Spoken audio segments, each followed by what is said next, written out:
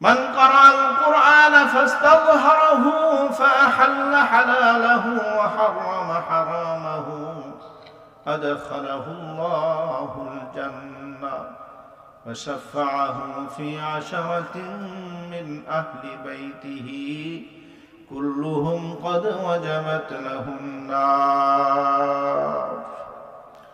الله نبي صلى الله عليه وسلم বলেন من قرأ القرآن যে ব্যক্তি কোরআন তেলাওয়াত করবে ফাস্তাযহারাহু ফাহাল্লা হালালাহু এবং সেটাকে হিফজ করবে, হাফেজ সাহেব হবে, ফাহাল্লা হালালাহু ওয়া হারামা হারামাহু এবং হালাল হিসাবে হালালকে মানবে, হালাল অনুযায়ী চলবে, ওয়া হারামা হারামাহু এবং হারামকে হারাম মানবে, হারাম ছেড়ে চলবে, আদখালাহুল্লাহুল জান্নাহ কিয়ামতের ময়দানে আল্লাহ পাক রব্বুল আলামিন নিজ জিম্মায় তাকে জান্নাতে প্রবেশ করায়া দিবে। আর জোরে বলে সুবহানাল্লাহ।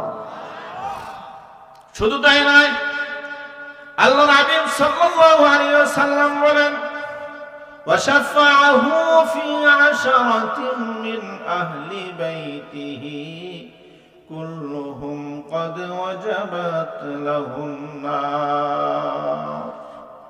ওই হাবেশাকে যখন আল্লাহ পাক রব্বুল আলামিন বললেন, ও হাবেশা যাও, তুমি কোরআন মুখস্থ করেছো, ইকরা ওয়ারতাকি ওয়ারাত্তিল কামা কুনতা তুরাত্তিলু ফিদ দুনিয়া, তুমি কোরআন তেলাওয়াত করো, আর তোমার জন্য 6666 দ্বারা বিল্ডিং রাখা হয়েছে, এই বিল্ডিং এর মধ্যে তুমি উঠতে থাকো। জোরে বলেন সুবহানাল্লাহ।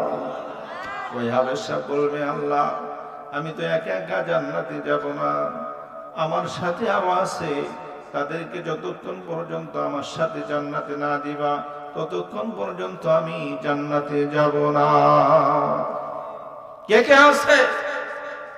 হাদিসের ব্যাখ্যা আসছে, এই হাদিসের ব্যাখ্যায় আসছে ওই হাবেশা আরো 10 জনকে সুপারিশ করে জান্নাতে নিয়ে যাবে। সুবহানাল্লাহ। ওই 10 জন কে কে? 1 নাম্বার হলো তার মা দুঃখিনী, যে মা 10 মাস 10 দিন তাকে পেটে রাখছে, অনেক আদর যত্ন করে লালন পালন করছে, ওই মাকে সুপারিশ করে সে জান্নাতে নিয়ে যাবে। 2 নম্বর তার পিতা, 2 নম্বর তার পিতা, এরপর তার দাদা, তার দাদি, তার দাদা, তার নানি, নানা, কয়জন হলো? 6 জন। কয়জন? পিতা মাতা, দাদি দাদা, নানি নানা, শ্বশুর শাশুড়ি, কয়জন? 8 জন শ্বশুর শাশুড়ি।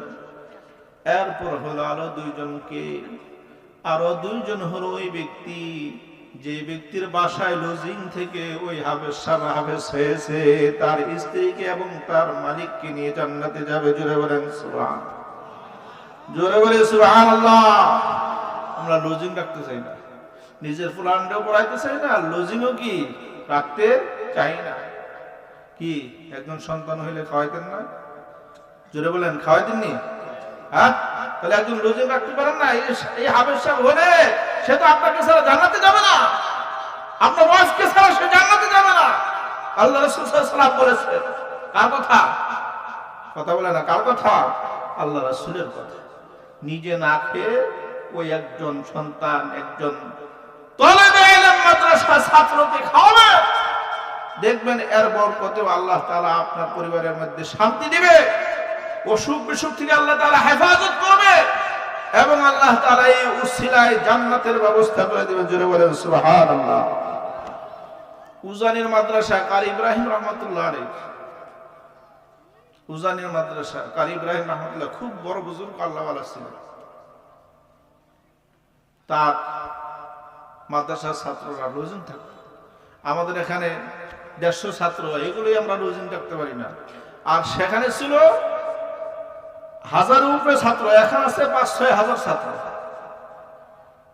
এই 500-600 ছাত্র, 1000 ছাত্র এলাকার মধ্যে রোজিন রাখতো। জোরে বলেন সুবহানাল্লাহ।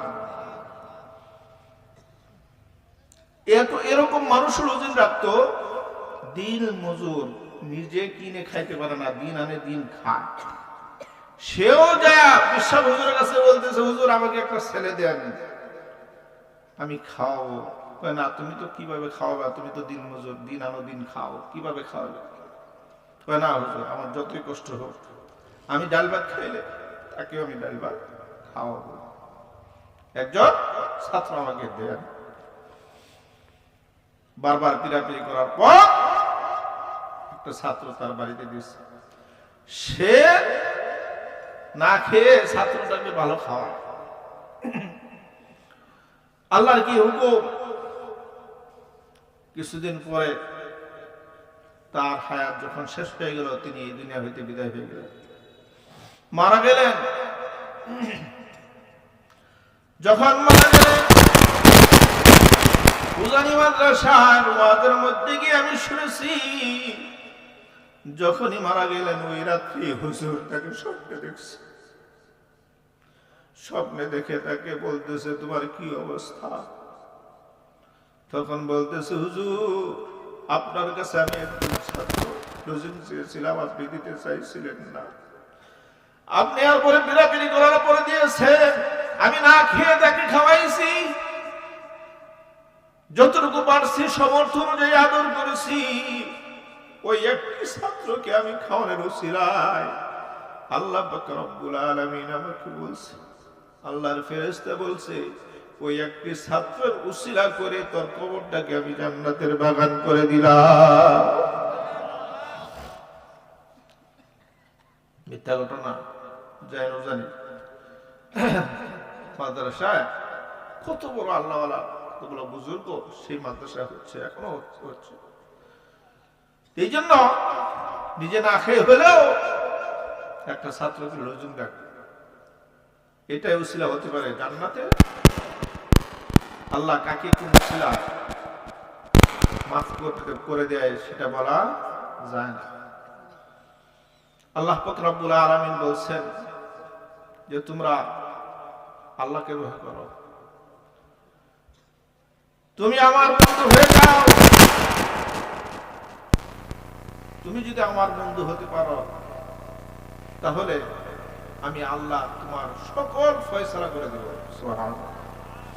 ومن يتوكل على الله فهو حسبه, যে ব্যক্তি আল্লাহর উপর ভরসা করে, যে ব্যক্তি আল্লাহকে ভয় করে, ফাহুয়া হাসবুহ, আল্লাহ পাক রব্বুল আলামিন তার জন্য যথেষ্ট হয়ে যায়।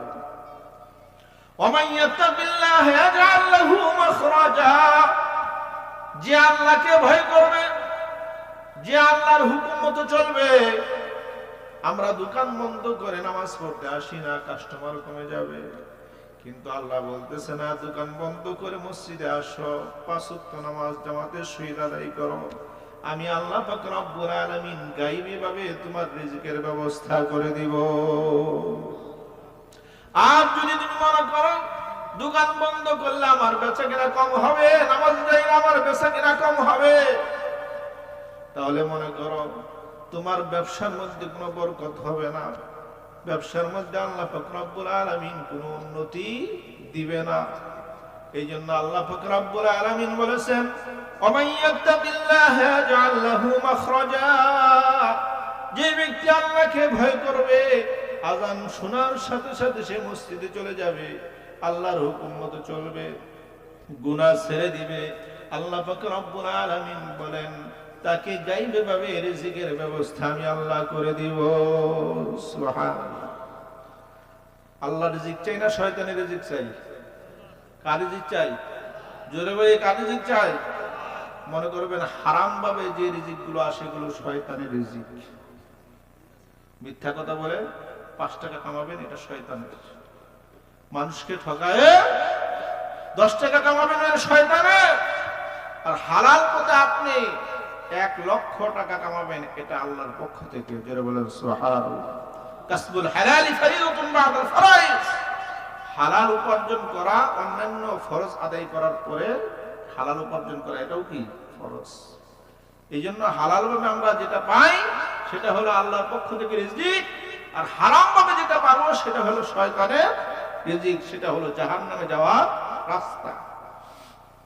এইজন্য আল্লাহকে পেতে হলে আল্লাহ ভালোবাসা পেতে হলে আল্লাহর ওলিদেরকে ভালোবাসতে হবে, মহব্বত করতে হবে, আলেম ওলামাদেরকে মহব্বত করতে হবে।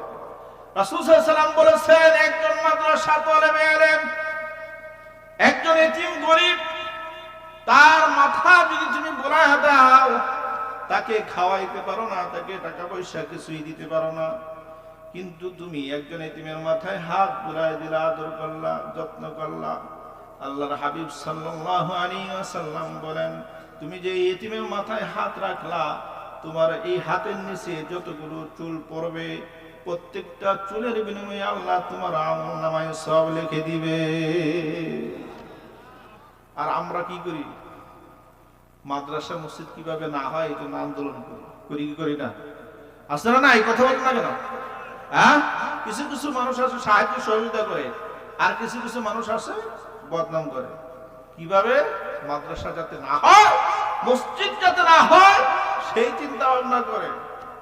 আল্লাহ রাসূল সাল্লাল্লাহু আলাইহি ওয়াসাল্লাম বলেছেন, তোমার একটু বুদ্ধিতে, তোমার একটু মেহনতে, তোমার একটু কষ্টের বিনিময়ে টাকা পয়সা যদি নাও দিতে পারো, যদি তুমি একটু বুদ্ধি দাও, এই মাদ্রাসায় এবং মসজিদে যত মানুষ নামাজ পড়বে এবং মাদ্রাসায় যত তালেবে ইলম হাফেজ হবে এবং যত আলেম হবে, মুফতি হবে, যত সওয়াব পাবে, সমস্ত সওয়াবের সম পরিমাণ সওয়াব আল্লাহ তাআলা তোমার আমলনামায় লিখে দিবে। বলেন সুবহানাল্লাহ। যে পড়বে সে তো পাবেই পুরাটা, আল্লাহ অর্ধেক অর্ধেক দিবেন না। যে পড়বে সেও 100%, আর যে বুদ্ধি দিল, যে টাকা পয়সা দিল, আল্লাহ পাক রব্বুল আলামিন তাকে আরো 100% দিয়ে দিবে। বলেন সুবহানাল্লাহ। এরকম না যে যে পড়লো তাকে 50, অর্ধেক দিবে 50, আর যে বুদ্ধি দিবে তাকে 50 ভাগ করে না। আল্লাহ কি কৃপণ? কথা বলেন, আল্লাহ কি কৃপণ? না না, আল্লাহ কৃপণ না। আল্লাহ পাক রব্বুল আলামিন পুরাটাই দিয়ে দিবেন। এই জন্য মহব্বত করবেন, ভালোবাসবেন, ঘৃণা করবেন না।